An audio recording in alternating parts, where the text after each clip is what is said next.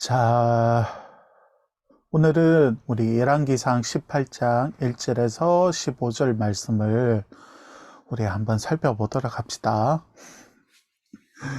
어제 여러분 한번 지난번에 했던 거 본 사람 있는 건 모르겠네요. 아무튼 하나님은 영적으로 가장 어두운 시대에 하나님만이 살아계신 하나님이시다라는 사실을 보여주기 위해서 한 사람을 부르시고 그를 보내셨죠. 아합왕에게. 그 사람이 바로 엘리야였는데, 하나님은 이 엘리야를 통하여서 하늘을 닫아서 비가 내리지 않도록 선포하게 하셨잖아요. 정말 엘리야의 선포처럼 비가 내리지 않았어요. 그 기간이 거의 3년이었는데 3년이 사실은 좀 넘어서 3년 6개월 정도 되는데, 사실 그때 엘리야는 그리 시내가에서 하나님의 신비한 보호로 생명을 연장하고 있었죠. 까마귀를 통하여서 떡과 고기를 하나님이 자꾸 보내주셔가지고 그 떡과 고기를 먹었고, 또 그리 시내가에 있는 마르지 않는 그 물을 마시면서 하나님이 보호하셨잖아요. 그리고 시간이 다 되어 갈 무렵에 그리 시내가에도 이제 물의 근원이 마르게 되거든요. 그리고 하나님은 이 엘리야를 바알의 본산지였던 시돈으로 보내게 되잖아요. 여러분, 그곳에 비가 내리지 않아서 그곳도 엉망인 모습을 바로 엘리야를 통해서 하나님은 보여주셨죠. 그때 한 과부를 만나게 하시는데, 그 과부는 이제 정말 마지막 조금 남아있는 병에 있는 조그만한 가루와 그리고 조금만큼의 그 기름을 섞어가지고 이제는 그 마지막 조각을 만들어서라도 먹고 이제 자신의 생명을 스스로 마감하려고 했지만, 그때 하나님의 그 선지자였던 엘리야를 통하여서 기름이 다하지 않고 또 가루가 다하지 않는 그런 은혜를 누렸지 않습니까? 이제 하나님은 이 엘리야를 다시 아합왕에게 다시 보내게 되거든요. 하나님은 이 비 소식을 전하기 위함이었어요. 그래서 아합왕에게 다시 보내면서 또 한 번 선포하게 하시는데, 이때 엘리야는 사실 체포령이 떨어져 있는 상태였지만 담대하게 아합왕에게 나가는 모습을 우리가 보게 될 겁니다. 그러면 1절에 보면 이렇게 시작해요. 많은 날이 지나고 제3년에 여호와의 말씀이 엘리야에게 임하여 이르시되, 너는 가서 아합에게 보이라. 내가 비를 지면에 내리라. 드디어 하나님이 닫으셨던 그 하늘의 문을 이제 여신다고 말씀하고 있는 거죠. 여러분, 이제 정말 하나님의 때가 되었어요. 비가 올 때가. 하나님이 비가 내리신다는 것을 이제는 그 아합에게 보이실 때가 된 거죠. 여러분, 왜냐하면 2절에 보면 사마리아의 기근이 심하였더라 이렇게 말하고 있거든요. 그러니까 한 해 동안만 비가 내리지 않아도 엄청난 고통이 따르는데, 3년 6개월 동안 비가 내리지 않았다면 절망적인 상황이죠. 그러니까 이제는 더 이상은 아세라도 바알도 비를 내리지 못한다는 것을 모든 사람들이 알 수 있을 만한 그 기간이 지난 거죠. 이때 이제 하나님이 비를 내리신다는 것을 엘리야를 통하여서 하나님은 보여주시기를 원하셨던 거거든요. 그래서 엘리야를 통해서 먼저 바알의 본진에도 비가 내리지 않는다는 것을 보여주시기 위하여서 엘리야를 먼저 시돈 땅으로 보냈던 거예요. 그런데 여러분, 우리가 여기서 생각해 보여야 될 게 뭐냐면, 예수님은 누가복음에 보면 4장에서, 그리고 야고보서라는 성경을 보면 이 엘리야의 이 사역을 3년 6개월 동안 비가 내리지 않았다 이렇게 표현하고 있거든요. 그러면 여러분, 신약에 나와 있는 누가복음과 야고보서가 틀린 것일까요? 아니면 열왕기서가 잘못 기록된 것일까요? 둘 다 잘못 기록된 게 아니고 정확하게 맞는데, 요건 좀 설명이 살짝 필요할 것 같아요. 열왕기서 저자는 날짜나 아니면 이런 내용에 대해서 디테일하게 기록하지는 않았어요. 여러분 기억나는지 모르겠는데, 그게 열왕기서 저자의 문체적 특징인데, 여러분 나답왕 생각나는지 모르겠는데, 나답 같은 경우에도 1년 몇 개월이 사실 안 되는데 2년이라고 그냥 뭉뚱그려서 표현을 하고 있죠. 그리고 사르밧에서 여러분 아니면 사르밧에서 북이스라엘로 돌아오는 기간은 포함하지 않는 기간일 수 있어요. 그러니까 사르밧에서 그러니까 하나님의 그 시돈 땅에 비가 내리지 않고 그리고 그곳에 하나님께서 또 한번 생명을 살리신 분이 누구이신가를 이 가브를 통해서 보여줬잖아요. 또 아들이 죽었을 때 또 엘리야를 통해 생명을 주셨고 그래서 생명을 주시는 분이 음식을 주시는 분이 하나님이시라는 것을 보여줬고 그리고 그곳에서 북이스라엘로 다시 돌아오는 그 기간을 포함하지 않는 3년의 시간으로 보는 거죠. 그리고 엘리야가 다시 돌아오는 그 6개월의 시간은 그냥 관심이 없어서 열왕기 저자는 말하지 않았다고 볼 수도 있는데요. 제가 생각했을 때 그 두 번째 의견이 맞는 것 같아요. 그런데 중요한 게 뭐냐면 엘리야가 하나님이 살아계심을 나타내는 과정 중에 다른 선지자들을 보호했던 한 사람이 있었어요. 그 사람이 누구냐면 오바다라고 하는 사람이었는데 그때 이세벨은 그러니까 아방의 아내였던 그리고 엣발 그러니까 그 시돈 땅의 왕이었던 엣발의 딸이었던 이 이세벨은 여호와의 신앙과 그리고 선지자들을 제거하고 있었거든요. 이건 제거한다는 말은 그냥 선지자 일을 못하게 한다는 의미가 아니고 끊어버린다는 단어를 쓰고 있거든요. 아마도 선지자들을 죽였던 것 같아요. 그래서 이 오바다라고 하는 사람은 이 선지자들을 이 이세벨 몰래 숨겨 주었고 그리고 그들을 먹였어요.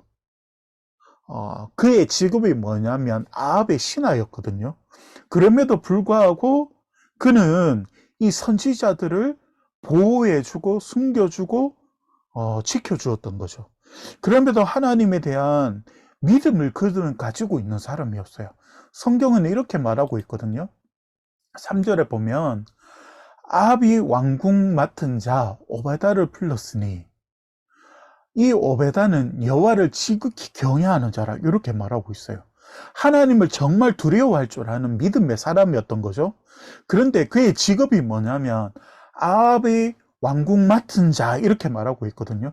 그러니까 직책이 되게 높은 자였다는 것을 알 수 있는 거죠. 이 영적으로 다 암울한 시대에도 믿음의 사람이 숨겨져 있었던 거예요. 이 사람을 통하여서 죽음에 걸리면 그냥 죽을 수밖에 없었던 이 선지자들을 하나님이 보호하고 있었다는 것을 여러분 알게 되어져요. 그러니까 이 하나님께서 이런 사람 또한 준비시키시고 그를 통하여서 일하고 계셨던 거거든요. 참 놀랍죠. 하나님이 하시는 일이. 어쩌면 여러분도 이런 시대에 여러분이 하나님 앞에서 준비되고 있을 수도 있다는 걸 여러분들이 한 번쯤은 하나님 앞에 여러분 생각해 볼 필요가 있거든요. 지금 여러분 이들에게 기근이 임한 이유가 왕과 백성 모두가 하나님을 버렸기 때문이었잖아요. 그리고 이슬과 비의 신으로 바알을 섬겼기 때문에 하나님께서 비를 내리지 않도록 말씀하신 거거든요. 그러니까 여러분 창조주 하나님은 하늘의 문을 닫고 그리고 비를 내지 않음을 통하여서 바알 숭배 자체를 조롱거리로 만들고 계신 거거든요. 아무리 바알에게 숭배하고 그리고 음란한 행위를 하면서 신을 흥분시킨다고 말하고 있지만 비를 못 내리는 거예요. 그리고 그 조롱의 절정이 언제냐면 하나님께서 엘리야를 통해서 하늘에서 불을 떨어뜨리시고 바알 선지자들 다 제거해 버리시고 그리고 나서 비를 내리시는 그 장면을 우리는 내일 말씀을 통해서 우리가 보게 될 거거든요. 그러니까 여러분 4절을 먼저 한번 봅시다. 이세벨이 여호와의 선지자들을 멸할 때에 오베다가 선지자 100명을 가지고 50명씩 굴에 숨기고 떡과 물을 먹였더라 이렇게 말하고 있잖아요. 여러분 기억해야 될 게 뭐냐면 약속의 땅에도 기근이 임할 수 있어요. 교회도 어려움을 겪을 수 있고 그리스도인들도 기근과 같은 내 삶의 어려움을 당할 수 있습니다. 여러분 꼭 기억해야 돼요. 혹시 하나님이 내게 세상에서 높은 지위를 올리시면 하나님의 사람을 지키기 위하여서 그 일에 사용하기 위해서 나를 이 직책에 세우셨다는 것을 여러분 고민해 봐야 돼요. 하나님 앞에서. 왜냐하면 여러분 다니엘을 보면 다니엘은 그냥 왕의 진미를 거절한 술을 거절한 다니엘 이렇게만 기억하잖아요. 하나님께서 그에게 그런 믿음을 주시고 다니엘을 결국에는 하나님이 총리로 세우시거든요. 왜 다니엘에게 믿음을 주시고 그에게를 총리로 세운지 아세요? 다니엘을 통하여서 바벨론과 그리고 페르시아에 이르기까지 그곳에 머물고 있었던 유다 백성들을 다니엘을 통하여서 보호해 주세요. 하나님이 그래서 이 다니엘을 총리로 세우신 거거든요. 여러분 생각해 봐요. 바벨론이 무너지고 페르시아가 새로운 강국으로 떠올랐단 말이죠. 그런데 바벨론의 총리를 맡았던 자가 페르시아의 총리를 맡을 일 퍼센테이지가 얼마나 있을까요? 거의 없을걸요. 그런데 다니엘은 바벨론이 무너지고 페르시아에 또 총리로 들어서요. 하나님께서 그렇게 세워주신 거거든요. 왜냐하면 거기에 있는 백성들을 구원하기 위해서. 여러분 에스더라고 하는 성경을 보면 에스더가 왕의 그 후궁과 같은 사람이었거든요. 그런데 에스더가 성경에 나오는 3명의 전설적인 여인 중에 미인으로 꼽히는 사람이었거든요. 그런데 에스더가 스스로가 어떻게 믿음을 고백하냐면 그 왕 앞으로 그때 당시에 나갈 때는 왕이 부르지 않았을 때 여인이 나갔을 때는 황후라고 하더라도 왕비라고 하더라도 목숨을 보장하지 못했거든요. 그런데 하나님께서 나를 이 자리에 세워주신 건 이 일을 위함 때문인가 아닐까라는 믿음을 에스더는 가지고 있었어요. 그래서 자신의 목숨을 걸고 아수에로 왕 앞으로 나아가게 돼요. 그리고 나서 그곳에 머물고 있었던 백성들을 구원하는 일에 하나님께 쓰임을 받아요. 여러분 오바댜라는 사람도 마찬가지였거든요. 그가 왕궁을 관리하는 사람으로서 하나님께서 그를 세워주신 이유가 뭐냐면 이 100여 명의 선지자들을 동굴에 숨기고 먹을 것을 주면서 그들을 지켜주는 일을 위해서 하나님은 그를 높은 자리에 세워주셨던 거였죠. 하나님께서 까마귀를 통해 엘리야를 먹이셨듯이 오바댜를 통하여서 이 선지자를 지켜주고 계셨던 거죠. 바라기는 여러분이 하나님께서 여러분에게 어떤 위치에 세워주시고 그리고 여러분들에게 물질을 주시고 여러분들의 건강을 주시잖아요.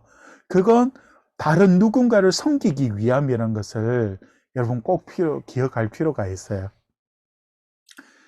그러면서 여러분 7절에 보면 오바댜가 길에 있을 때에 엘리야가 그를 만난지라 그가 알아보고 엎드려 말하되 내 주 엘리야여 당신이니까 이렇게 말해요.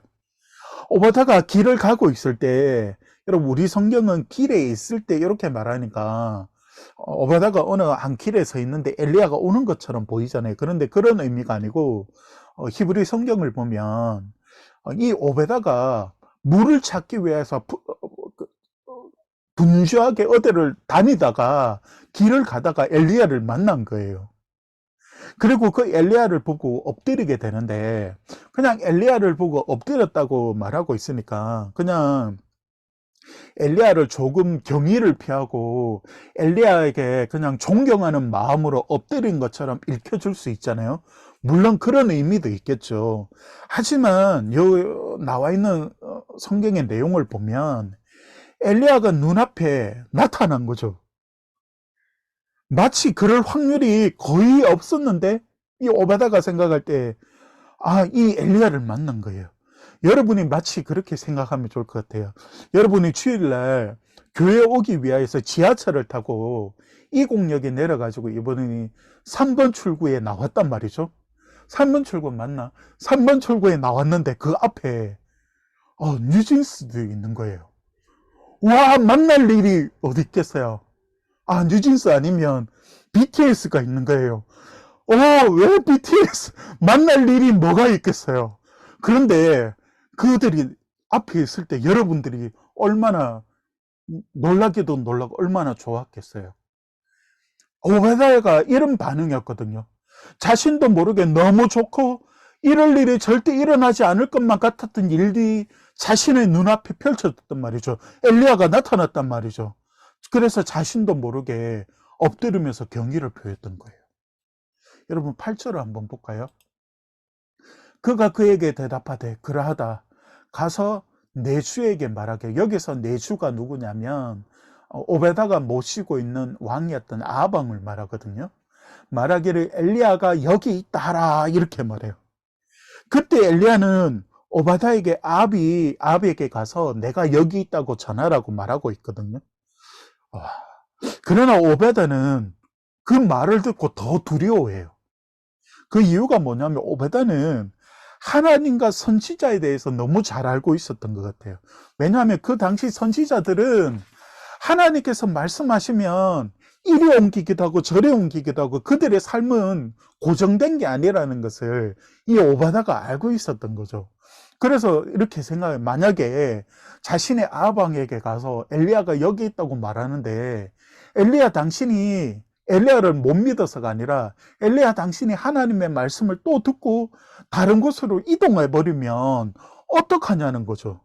그리고 이 본문을 읽으면서 오바다가 자신의 생명 때문에 이 엘리야가 도망가면 아니 다른 곳으로 이동하면 어떡하냐라고 이렇게 해석할 수도 있는데요. 그런 해석은 어울리지 않는 것 같아요. 왜냐하면 문맥을 보면 그런 것이 정말 두려웠다면 자신의 목숨이 두려웠다면 선지자를 100명씩이나 숨겨주지 않았을 거라고요. 그리고 그 오랜 시간 동안 그들을 보호해 주지 않았을 거라고요. 정말 자신의 목숨이 두려웠다면. 근데 오바다의 정말 두려움이 뭐냐면 자신이 이렇게 말하잖아요. 내가 당신이 없을 때 100여 명의 선지자들을 50명씩 나눠서 동굴에 숨겨놓고 내가 먹을 수 주고 보호하고 지켰다라고 말하는 이유가 뭐냐면 내가 없으면 그들을 돌볼 자가 없다라는 것을 말하고 있는, 그게 오바다에게는 두려웠던 거예요. 하나님의 일을 할 자가 지금 없다는 것이 오바다의 고민이었던 거예요.